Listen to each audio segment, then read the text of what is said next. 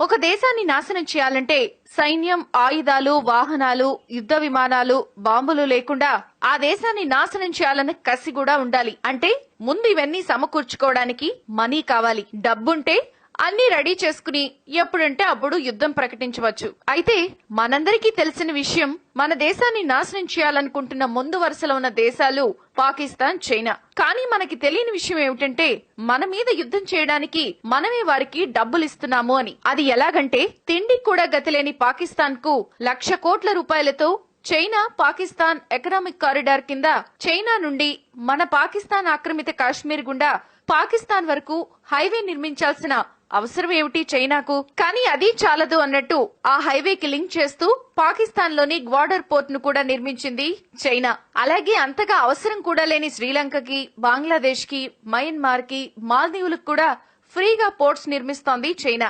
దాని పేరు string of pearls and maritime silks road. ఇంతకీ చైనాకు పోర్ట్స్ కట్టించాల్సిన అవసరం ఏముంది? అందులోనూ చైనా కట్టిస్తున్న పోర్టు ప్రాంతం మొత్తం కూడా మన చుట్టూ ఉన్న దేశాలకే కట్టిస్తోంది. అదే ఎవరైనా ప్రశ్నిస్తే మేము వాళ్లతో వ్యాపారం చేసుకుంటున్నామని చైనా సమాధానం చెప్తోంది. కానీ అసలు నిజం, కుట్రపూరిత వాస్తవం ఏమిటి అంటే బంగాళాఖాతంలో, హిందూ మహాసముద్రంలో, అరేబియా సముద్రంలో తమ సైన్యాన్ని మోహరించడానికి, వ్యాపారానికి సైన్యం ఎందుకు అని ప్రశ్నిస్తే పడవలకు రక్షణ అని కూడా సమాధానం చెప్తోంది. ఇక్కడ గమనించాల్సిన అసలు విషయం ఏమిటంటే మన దేశం చుట్టూ ఉచ్చు బిగుస్తోంది. చైనా ఇప్పటికే అరుణాచల్ ప్రదేశ్ రాష్ట్ర సరిహద్దులు దాటి 100 కిలోమీటర్లు మన దేశం లోపలికి వచ్చేసింది. ఒకసారి గతంలోకి వెళ్లి భారత్ చైనా సంబంధాలను పరిశీలిస్తే ప్రపంచంలో విస్తీర్ణంలో అతిపెద్ద దేశాల్లో 3వ పెద్ద దేశం చైనా. జనాభాలో ప్రపంచంలోనే అగ్రస్థానంలో ఉంది. ఇక భారత్ విషయానికొస్తే ప్రపంచంలో విస్తీర్ణం పరంగా 7వ స్థానంలో ఉంటుంది. జనాభాలో చైనా తర్వాత 2వ స్థానంలో ఉంటుంది.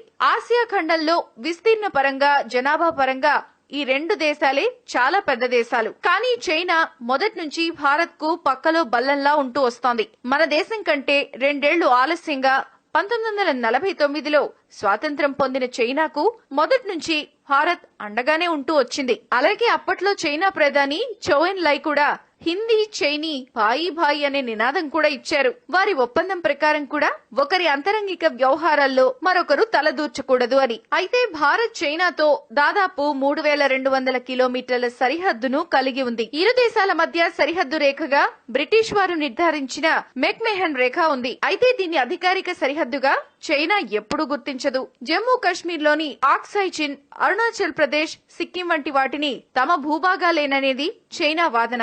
అంతేకాకుండా 1959లో ప్రత్యేక టిబెట్ కోసం ఉద్యమిస్తున్న బౌద్ధమత గురువు దలైలమాను భారత్ ఎగదోస్తోందని చైనా కూడా గట్టిగా నమ్మింది. ప్రాణభయంతో భారత్ కొచ్చిన దలైలమాకు భారత్ ఆశ్రయం ఇచ్చింది. ఇలా వివిధ కారణాలతో చైనా సైన్యం 1962లో అక్టోబర్ 20న హిమాలయాల్లోని సరిహద్దును దాటి 1000 కిలోమీటర్లు చొచ్చుకొచ్చేసింది. ఇటు ఈశాన్య ప్రాంతంలోనూ చైనా సైన్యం భారత్ పై దాడికి దిగింది. 30,000 మందికి పైగా చైనా సైన్యం అత్యాధునిక ఆయుధాలతో విరుచుకుపడితే మన వద్ద సమాధానం లేదు.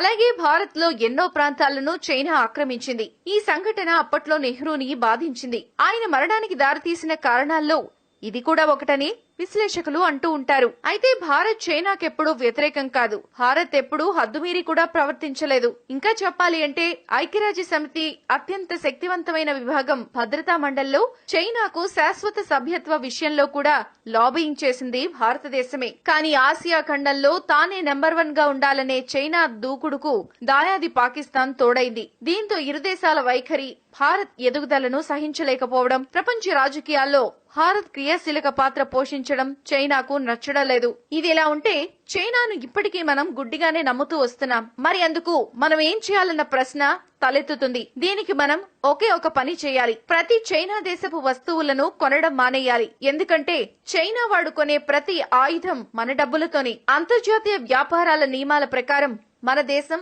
ఆ దేశపు వస్తువుల్ని బ్యాన్ చేయకూడదు. కానీ ప్రజలు చేయొచ్చు. చదువుకోని వారికి ఇవన్నీ కూడా ఏమీ అర్థం కావు. కానీ చదువుకున్న మనం మౌనంగా ఉంటే ఎలా? ఈ వీడియో గనుక మీకు నచ్చితే లైక్ చేయండి లేదా సబ్స్క్రైబ్ చేయండి. మొహమాటం లేకుండా కామెంట్ పెట్టండి. Thanks for watching.